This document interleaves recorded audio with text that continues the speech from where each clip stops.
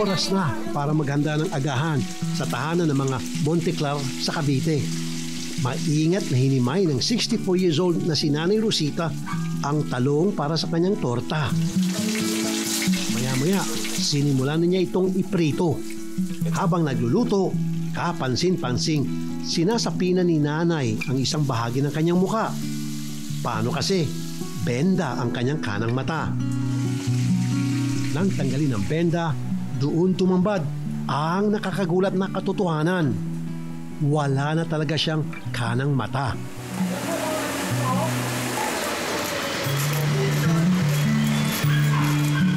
Unang nasilayan ng concerned citizen na si Cherry, si Nanay Rosita, na nagtitinda ng basahan sa Naik, Cavite. Sa tuwing magkikita sila, bumabalik daw kay Cherry ang alaala ng lola na nagpalaki sa kanya. Tuwing umaga, namamalengke po kami. Ngayon, nakita ko po si Nanay sa may gasolinahan station. Patay na po kasi sa may mother side ko na lola ko. Yun po talaga yung nag-alaga po sa akin. Tapos dati po kasi dalaga pa ako, nagtatrabaho na ako. Siya po yung talagang nag-assist sa akin. Papasok ako ng trabaho, hanggang pauwi, may pagkain na ako. Naawa ko, parang naalala ko lang yung lola ko. Pero hindi talaga maalis sa isipan ni Cherry ang katanungan kung ano nga bang tinatago ni Nanay Rosita sa likod ng benda. Naawa ko, dati ko na siya binibigyan din ng mga pera, tsaka binibilang ko rin siya talaga ng basahan. Ngayon naawa talaga ako, na-curious ako kung ano talaga yung sa mata niya. Pinuntahan ko siya ulit.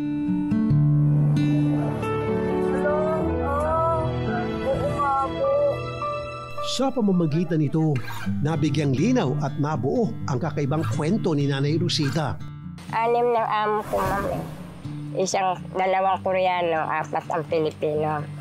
Sa ganitong paraan, sinimulang ikwento ni Nanay Rosita sa aming team ang dati niyang hanap buhay bilang kasambahay. Dekada 70, kompleto pa noon ang mga mata niya. Mahal na mahal ni Nanay Rosita ang kanyang trabaho. Subalit, bigla siyang naaksidente.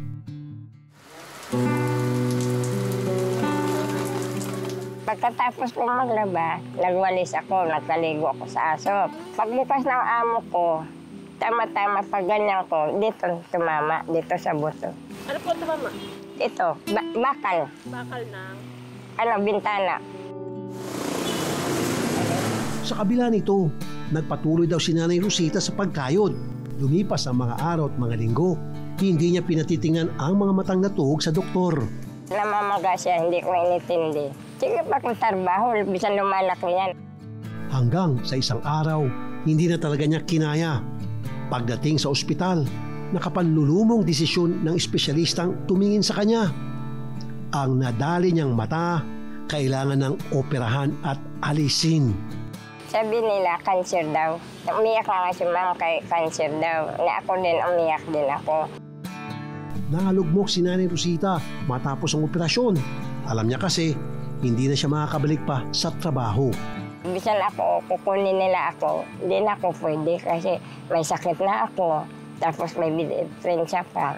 Hinahanap ako sa mga bata ng anak ng amo ko. Buti na nga lang daw, nariyan pa rin ang mister niyang si Isagani na sa kabila na nagbago niyang itsura, hindi umalis sa kanyang tabi. Yun nga lang, matapos ang operasyon, hindi na raw talaga makapag-check up muli si Nanay Rosita. Ngayon, unti-unti na namang bumabalik ang kalbaryo na una niyang naranasan, maraming taon na ang nakakaraan. Dito kasi minsan kumikirot po. Ngayon nga kumikirot eh. Kung uminom nga akong tubig, pumupunta dito. Kasi sariwa ang ilalim eh. Maano siya, hapdi. Tapos eh, kung hindi makapal to, kung hindi ko lagyan ng salamin, ang hangin pumapasok sa utak ko. Iniisip ko nga, sir, matagalan ba baka ako sa mundo? Kasi marami kong naramdaman.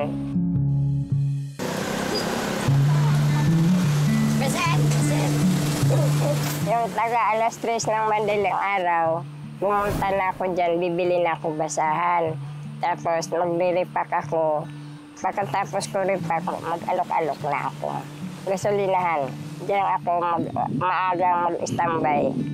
Bago sumabak sa isang araw na naman ng pagtitinda, siniguro muna ni Nanay Rosita na protektadong malaking butas sa kanyang muka. Marahan niya itinakip ang medical tape at isang kwadradong gasa sa kanyang mata.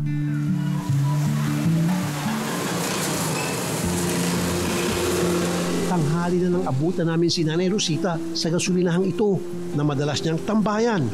Magiliw siyang lumalapit sa mga customer ng gasolinahan para ialok ang mga tindang basahan. Sabi ng mga attendant dito, bawal talaga ang pagtitinda sa gasolinahan. Pero pinayagan nila si Nanay Rosita dahil sa kanyang kondisyon. Siyempre, naaawa. Kaya, minsan din namin siya pinapalis. Tulungan lang din po kay nanay kasi tanda na po si nanay. Sa edad niya dapat mapapahinga. Salamat po. Sige po. Magkano yung kinita mo lang? 160 sa isang bundle. Magkano tinubo mo dun? Ay, ito.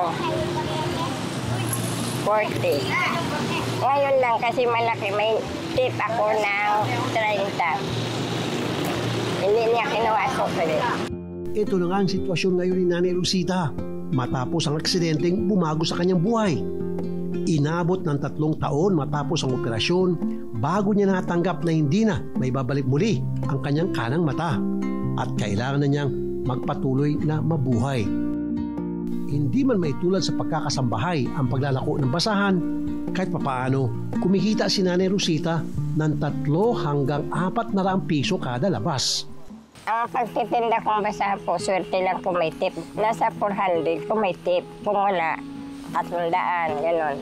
Malakas pa ang basahan noon, nakatago ko 200, 100. Basta malaki kong binta, magtatago ako. Madukot ko pa rin. Ang problema, bagamat may kanya-kanya ng pamilya ang 5 sa 6 niyang mga anak, madalas siya pa rin ang takbuhan ng mga ito.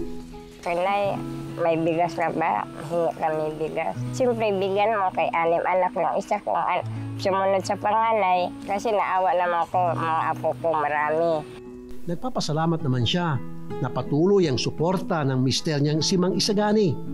Subalit, halos imposibleng sumapat ang kakarampot nilang kita. Kung sa pamilya pa lang nila, kulang na, paano pa sa pagpapagamot niya? Yung asawa ko nagbubote. Nangalakal ko, namimili ng basura. Bote, plastic, mineral, yun. Bubog, kumakita na siya ng 300, 400, gano'n. Sabi ko ng asawa ko, damihan mo ng saing kasi ang mga anak ng ang mga apo mo, walang pagkain, kakainin mo. Hirap na ako, ma'am. Kasi walang-wala din ako. Sa may sakit ako, nagtitinda ako. Masakit ko para po sa amin magkakapatid. Kasi po, wala na po namin tayo magagawa. Ang gusto ko lang po siyang anuhan, lagyan ng mata. Wala naman po kami perang isa lang din po ang pagkagaya ng nanay ko na nagtitinda ng basahan. Lingid sa kalaman ni Nanay Rosita sa araw na ito, ako ang kanyang maging parokyano.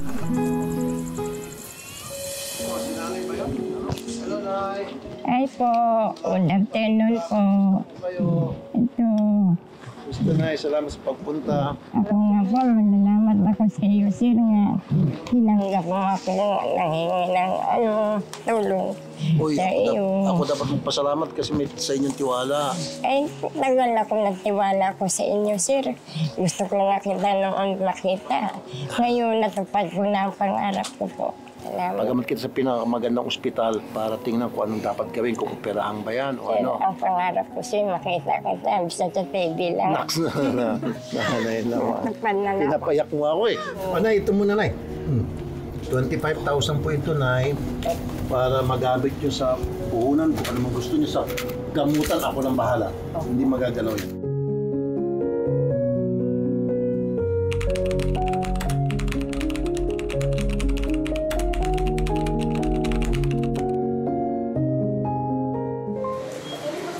Hindi pa dyan nagtatapos ang mga sorpresa na pag-alaman kong katatapos lang pala ng kanyang birthday nitong August 13. Kaya naman, hindi lang isa, hindi rin 2, kundi 3 pa na birthday gifts ang pinadala ko sa kanya. 2 buwang groceries, brand new TV at electric fan. Personal ding namili ng cellphone at bagong washing machine with dryer ang ating birthday girl. But wait, there's more. ipinaasikaso ko na rin ang bagong bahay na ipinangako ko kay Nanay Rosita nang kami ay magkita. Maraming salamat yung binigay mong biyaya sa akin. Nakatanggap ka na ba ng ganyang karaming birthday gift dati, Nay? Wala. Ngayon ko lang nakita ganito. Hindi ko kalahin ganito palang binigay ni Sir Jules sa akin.